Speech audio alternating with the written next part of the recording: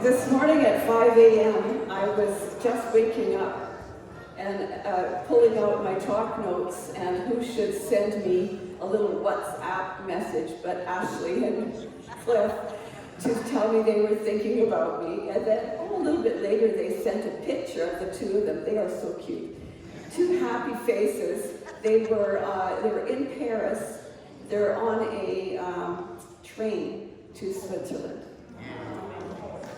So even though there's a small part of me that is feeling is trembling a little, for the sake of those two wonderful people, I'm here being your speaker today with lots of joy and gratitude for all that they do.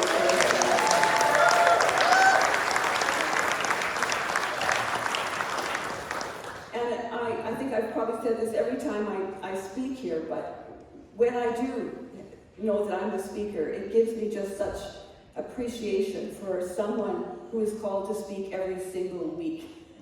You know, it really is a commitment, isn't it? It's a real commitment. We know that even as volunteers, if we volunteer, if we volunteer every Sunday, it feels like a big commitment. So, I really think let's send them that gratitude energy all the way to Switzerland, to the high Alps. My talk this morning is really based on our mission statement, which is having a joy-filled life. And how to accomplish that, we're suggesting it's spiritual practice. So I thought I'd talk a little bit about spiritual practice, my own spiritual practice, and that life itself is a spiritual practice, isn't it? I got invited to a women's retreat. I am part of a very small women's circle of 10 women. We've been together about 10 years. And one of our members went to Denmark and took training in a leader facilitation kind of format, something sort of new to me. Then she went to Montreal and did the second wave of it. Then she asked our circle if we'd be willing to be her guinea pigs, and she would do that with us on this retreat. So we were to come with a question. And it's always hard to know. It's to be a very open kind of question. A question that's got lots of juice in it, not a transactional question you can easily answer, but something that you're honestly yearning to have an answer for or have some direction about. About that same time, I was about 2 weeks away from giving this talk. I'm giving the talk again next week. I'm teaching Ash's class for her with Joseph for 3 weeks. The youth program is happening next week. I sort of help with that. The yard needs flowers planted. My sweet partner is out there working all the time, and I'm feeling just like I'm diverted in my other things. A book crossed my path. It's The Gentle Art of Swedish Death Cleaning. So immediately my mind went to, that's what I should be doing instead of all this stuff. And it sounds like it's a spiritual practice even, because you look at your photos, you look at your journals. It could be a real wonderful trip down memory lane of celebration, couldn't it? But no, I'm not death cleaning. But it made me realize that I do wonder, at this point in my life, what's my soul yearning to become? So that's the question I took to the circle and to my group. We each had our own question.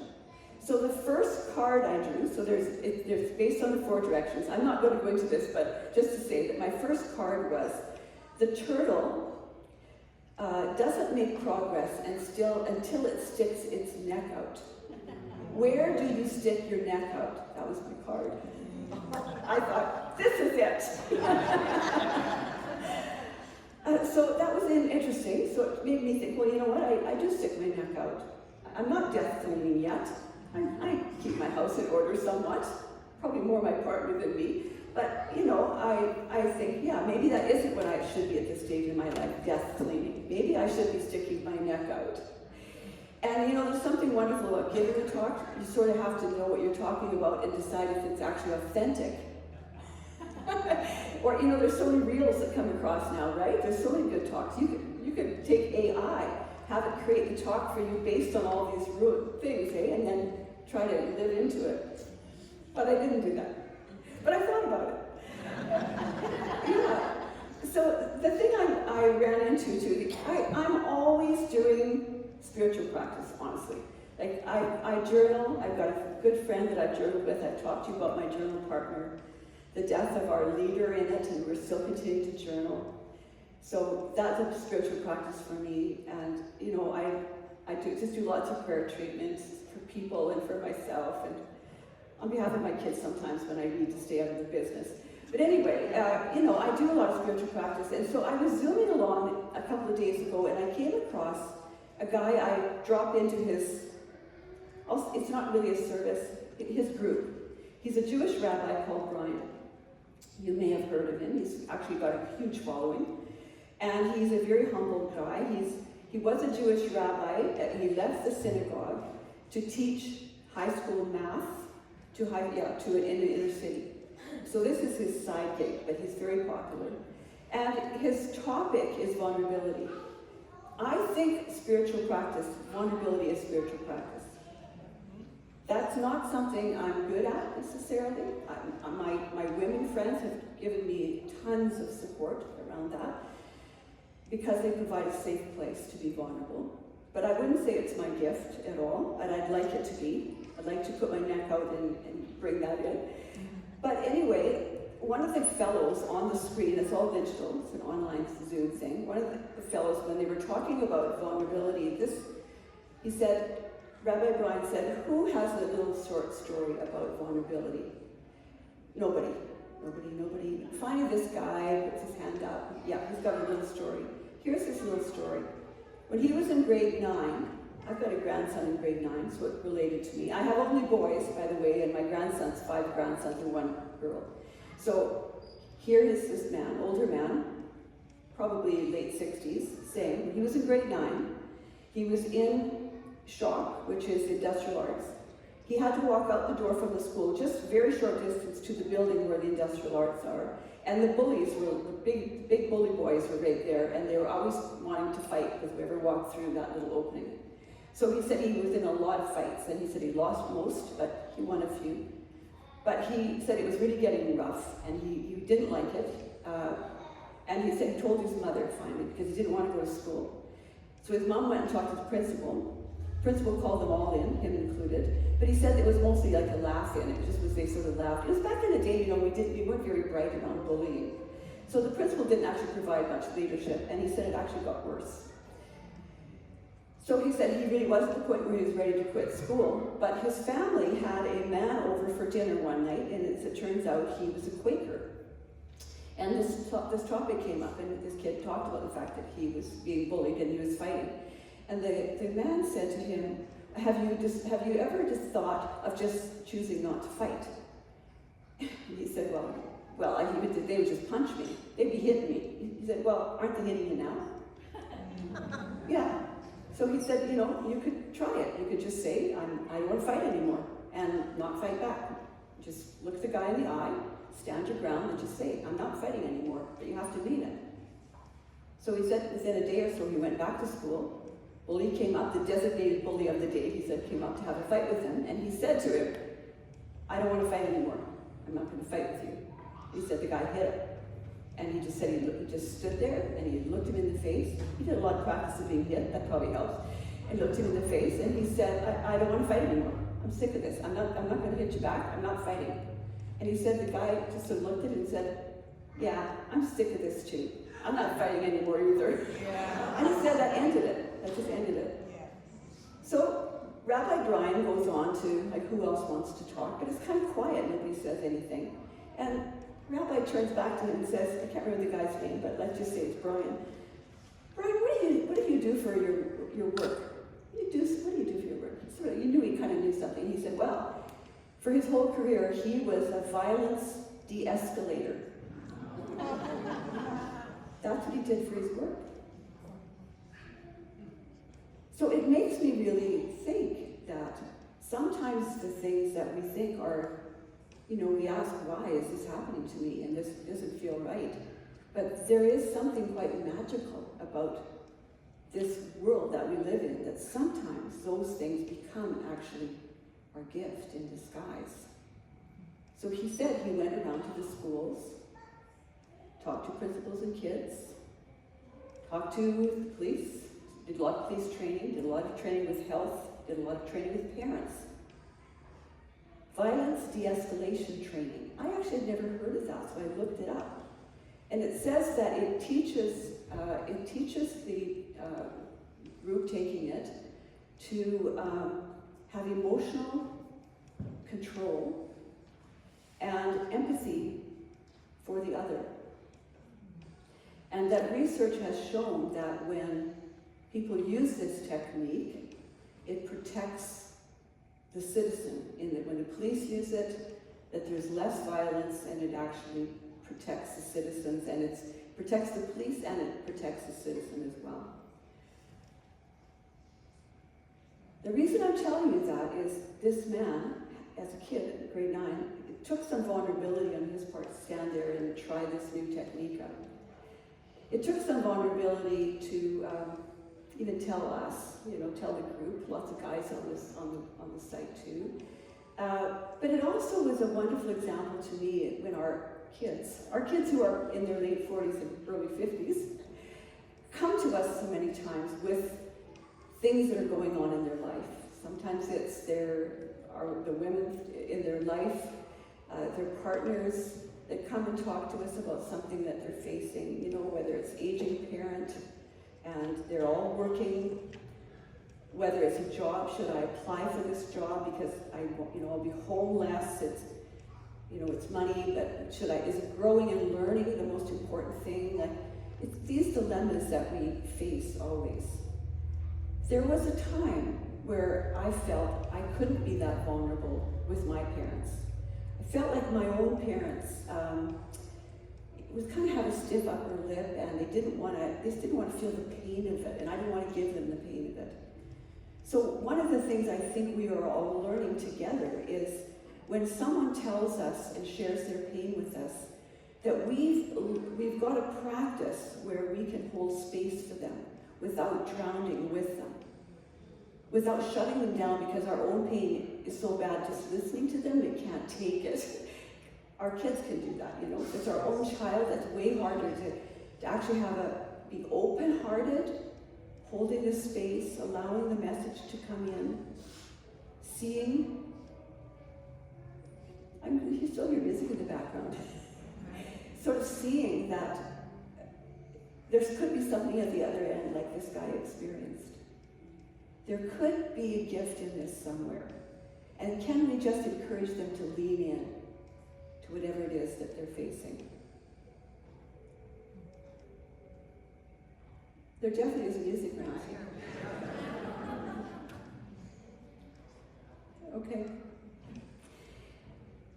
The other person I noticed, because I'm thinking about spiritual practice and a joy-filled life, and how do you kind of use your life to move forward, whether it's to put your neck out or not, but to actually evolve. Because I think the whole world, the whole universe, and us too, we're always evolving regardless of what age we are. If we are not inside our shell hiding out, if we're putting our neck out, life is giving us lots of opportunities to learn. I saw Warren Buffett talk to a group of students, probably young university kind of age students, and they were asking him, he's a person that's got a reputation at least of being living very humbly. He lives in the same house that he has always lived in, not a big spender, and he drove the same car forever. He's just known as Mr. Integrity. But anyway, they said to him, the students asked him, kind of what advice he would give them to become a person really of integrity like he is. And he said, look at the people in your class, look at the people in your life that you know really well, and see who it is that you admire. And then write down the qualities in them that you admire. But also, have a look at people that you actually don't want to emulate. And write down some qualities that you don't want to emulate in your own life, that you don't actually admire. And then he said, spend the next 20 years practicing practicing what the qualities of these people and he said, because habit, every day it's light, you don't even feel it, until all of a sudden, much later on it's a yoke, very hard to break. Spiritual practice is like that for me. Coming here to the center, I would say, is like that for me. It's been probably more than 20 years, it has been more than 20 years that I've been coming to the center. And when we were coming, our kids were kind of late teens, teenagers. I was working, Norm was working, we had very demanding jobs. And I was carrying the wounds of my own family in that my mom was a stay-at-home mom, we were farmers. My mother always worked too much, and this is my story, that she worked so much to prove her equality with my dad, because the land was in my dad's name, the bank account was in my dad's name, but my mother was really the glue of the household. If she wasn't there, you know, the household just did not run. She had the pink collar role big time, but she also picked up the man's role too often. She was out in the field often. She really could do most anything except maybe repair the big machinery. My dad, his dad died when he was 7 years old. He was raised by his mother, who was fantastic. So he probably also thought that women could do it all, because his mom did. She had to. So when he was dying, well, before he died, my last conversation with him, he went to Arizona for the winter, and before he left, we had this nice conversation, he and I. And I mean, it was obviously important to me because I can remember it like yesterday. Him sitting on the chair across from me and saying to me that his one regret was that he knew he was not a good communicator. What he wasn't good about was he wasn't vulnerable, because he'd never really walked into his pain. And so he couldn't. He had to keep the shell around himself. But you know how that is. At least I'll say for me, when I started dealing with my own pain, I cried a lot, and for a long time. But you gotta wash it out. You've gotta wash it out before you can kind of get cleaned out of it. So that was my dad, and my mom overworking. So I hadn't done my work when I got here, and I heard this teaching that if you want your life to change, you've actually got to change your thinking. And if you change your thinking, you'll actually change the words you say, all of that self-talk, and you'll change your behavior. And at this point in my life, 20-some years later, I would say I've reaped the rewards of that. And is spiritual practice the main stage event? Probably, if you call doing your healing work spiritual practice. If you call changing your thinking spiritual practice. If you call being able to stay on your own side of the road when your kid is having trouble, spiritual practice. Yeah. You know, when you realize, which I haven't always, I'm not telling you I've got this perfect, when you're in class and people share stuff that, you know, you're okay not fixing them. I'm not still quite right there on that one. You know, we're not perfect, but I would say Norm and I, our own relationship has gotten far more liberating for me, because we really shifted up the whole role thing where Norm cooks as much as I do. Our boys are the main cook in their family. The women and men have a very equal partnership. That wasn't what my family was. Norm's family was a little more that way, but mine certainly was not. I really credit this teaching, this community, my classwork, my homework, my grief work, my healing work, for the fact that I feel my life is in actually quite good shape right now. Until the next thing happens. You know what that is too. Right now I feel like I'm standing on fairly solid ground, but if I should fall, I know that the future me will be there to catch me. That's not my own quote, but I loved it. I know that if I would fall someplace in my life, I will figure out how to get the support emotionally for myself reach out to my friends. I know that I have people, I've cultivated a good group of friends and family members that will support me and that remind me of that when I'm a little wobbly. There is something in us that's always yearning to grow and learn and become. I think it's in the seed. And so when we water it with thoughts that serve us, when we fertilize it with kindness to ourselves and others, when we remember the truth that we are on a little planet flying through space, and it's billions of years old, and we are here for a nanosecond, and the stage of life right now looks a little tumultuous, does it not? But would you miss the ride? Probably some days, but maybe not, Can we be brave enough to stand our ground, to open our hearts to the things that are going on in this world from a place that says, I believe in you, I believe in this world, I believe in its creative energy, I believe that together we can make the change that will really help at least the people in our sphere, that we can actually be a great change, because I know how much even one person sometimes can shift my thinking or lift my life or give me a sense that life is worth living. There's lots going on in this world, and there's so much of it great. I mean, AI could be a wonderful opportunity. It also is going to take some maturity on our part.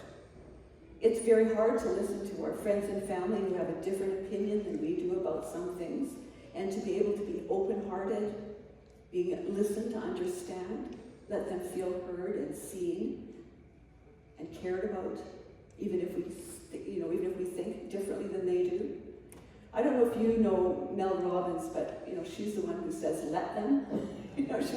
She's she talked to Oprah. She's written books, and she's really quite a dynamic person. And I think that a lot of us have been helped by that attitude of when people are not behaving the way we wish they would, it's not our business. We can't change them. When life isn't going the way we think it should, if we waste all of our time moaning and groaning and getting angry and upset about it, all we're really doing is, giving a waste of time from our beautiful life. We can't change them. We have to come to a place, I believe, this is my story, where I can say, I just trust the process. And yes, there'll be times when we fall, but the future us will be there to catch us.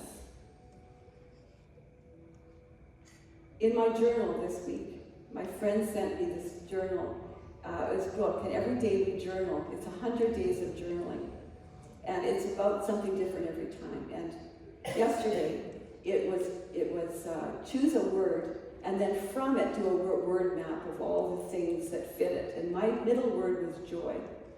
And then my first spike was my granddaughter, Katie. We talk to her every week. We take her to swimming lessons, and she tells us the life of a 15-year-old, and it's wonderful.